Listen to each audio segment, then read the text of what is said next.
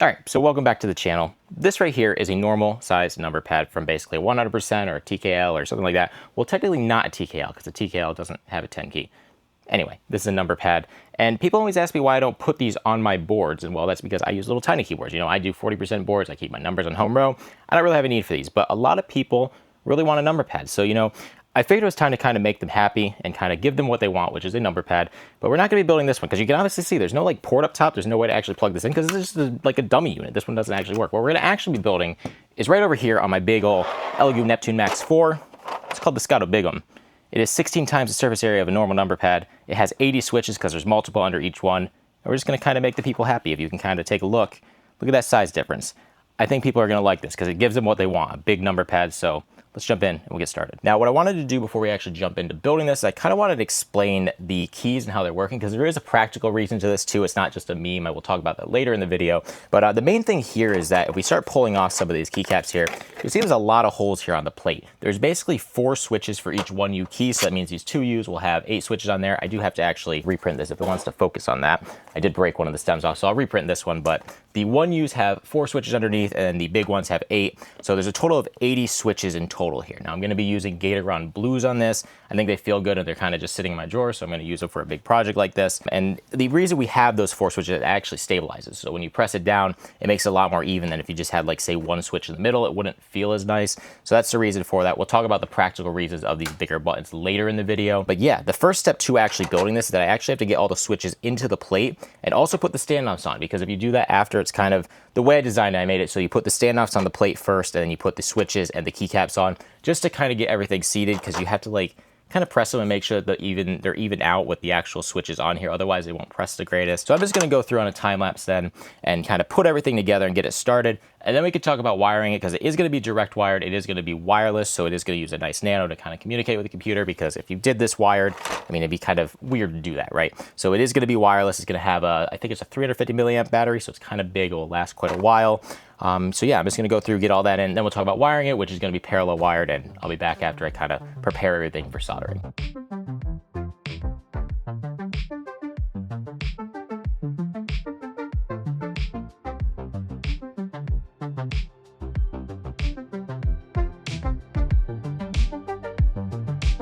That's all done now. I'm in actual pain, not like, oh, this is painful. No, it actually hurt my hands doing that because I had to really press them in. You probably saw I was using this here, a little tiny file to kind of get everything cleared on there so that they could fit nice. But everything's on here now. If I actually hold this up and press them, you can kind of see they do press. The 1Us press a lot better, so these press really good. These are a little bit, they're just okay. They don't feel great. I mean, it's mostly a meme board. I'll talk about the reasons for building this later, but I did end up breaking the 9 key. So if I actually grab this here and show you, this one was kind of really hard to get on there, and I did end up snapping them. So that's reprinting over on the H2D right now. So that'll be ready and I'll pop that on. But now we have to just kind of talk about the wiring. What I want to just kind of explain is just how it's going to work. I will have a detailed blog post on this, so I'll have an actual image to show you where everything actually goes with it. But if we just look at this one right here, this little switch, we basically have a single 1U switch. So if we hold that there, that's the 1U switch, but it's composed of 4 little switches here. Basically what we have to do is wire this in parallel. So that means we're going to take this pin, this one, this one, and this one, tie them all together,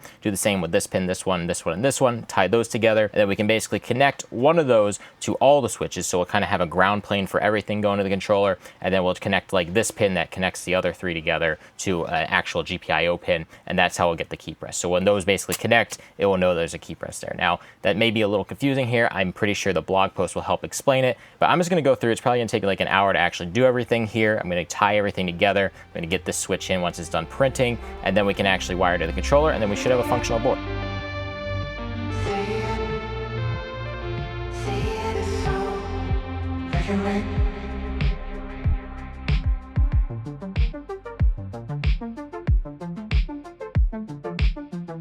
All right, so here it is here. It's all kind of wired up and all ready to wire to the controller, which is going to be a nice nano because it is wireless. I'm going to be able to actually use the same exact firmware from my Scotto Num from like 3 years ago. It was my first ever wireless build. It's basically just a bigger version of this. So this is a bigger version of the Scotto Num, so it should just work. I'm going to stop kind of explaining everything on it too, because all the files for this are available for free. If I didn't mention, you can build this yourself, but you just need like a giant printer to actually do it. I printed this on a Neptune 4 Max. So if you want to build it yourself, I'll link the blog post and everything down below where you can find the files and kind of where to wire everything to that along with the firmware. But I'm going to go through, wire this up to the controller, and then we'll have a finished and completed ScottoBigum. So I'm really excited now. It's basically almost there, and it feels, it's a giant number pad. This is kind of going to be cool, so I'm going to go wire it now.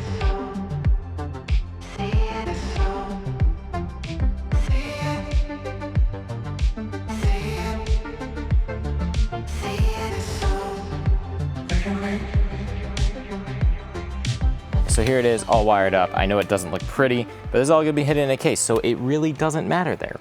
But I did put a little JST connector on here, so I can just plug the battery in, which, one second, let me just grab it over here. What I have is the little tiny battery right here. As you can see, it is a 350 milliamps, so this should last like, I don't know, a couple months on a charge, even though I'm not really gonna use this thing, but there it is. I'm gonna put this here. I'm gonna grab the case, which is somewhere over there, and I'm gonna just assemble everything together, and then it's complete.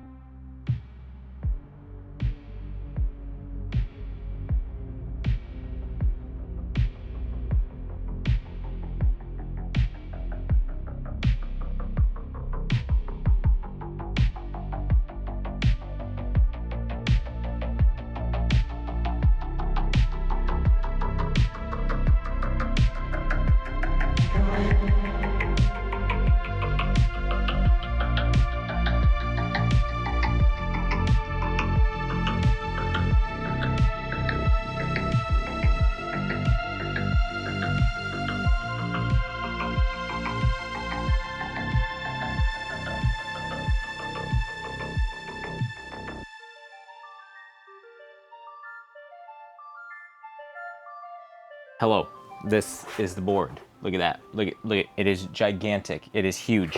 But it is also wireless, it is fully built, fully functional. On that screen you're gonna see, as I press keys, it does things, it actually functions. It's the world's biggest number pad, but let's actually sit down now and talk about why I built this, because I think I should explain that, because yeah, this is kind of cool, but there is a reason behind it. All right, so let's actually talk about why I built this. Of course, it is a little bit for the meme factor. I mean, it got you here, you watching the video right now, you got the click, or I got the click from you.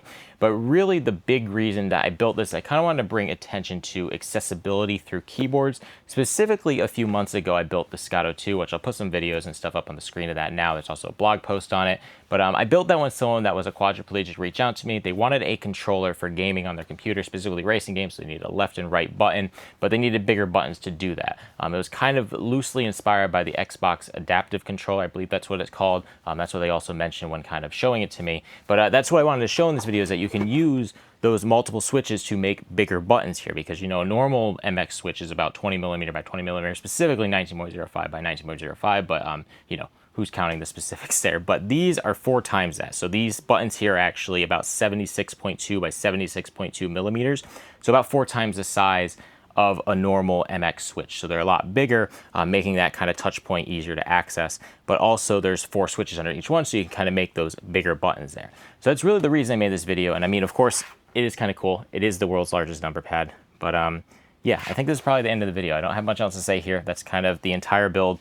All the files for this will, of course, be available for free on my repo if you want to download and build it yourself. You will need a big boy like this over here. If you can even see this, is my Neptune 4 Max, which was able to print this.